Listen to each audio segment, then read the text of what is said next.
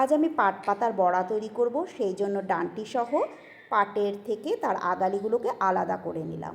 এগুলো পরিষ্কার জল দিয়ে ধুয়ে নেব। তারপর একটি ব্যাটার তৈরি করব, সেই জন্য হাফ কাপ পরিমাণ কর্নফ্লাওয়ার, হাফ কাপ বেসন, হাফ চামচ লবণ, হাফ চামচ বেকিং পাউডার, হাফ চামচ জিরে ধনের ভাজা মশলা, হাফ চামচ হলুদের গুঁড়ো, হাফ চামচ কালো জিরে, হাফ কাপ পরিমাণ সুজি আর হাফ চামচ চিনি দিয়ে অল্প অল্প করে জল দিয়ে একটি ব্যাটার তৈরি করে নেব।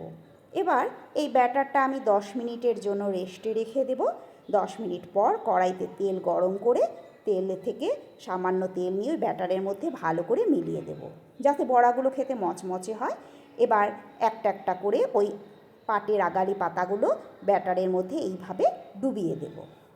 তারপর তেল যখন ভালোভাবে গরম হয়ে যাবে তখন গ্যাসের ফ্লেম কমিয়ে একটি একটি করে বড়া তেলের মধ্যে ছেড়ে দেব। তারপর এগুলো উল্টে পাল্টে লাল লাল করে ভেজে তুলে নেব। এইভাবে ভাজা হয়ে গেলে বাকি আগালি পাতাগুলোও ব্যাটারের সাহায্যে তেলের মধ্যে দিয়ে লাল লাল করে বড়ার আকারে ভেজে তুলে নেব। এগুলো দেখতে যেমন লোভনীয়, গরম গরম ভাত ডালের সঙ্গে এটি খেতেও কিন্তু অসাধারণ লাগে।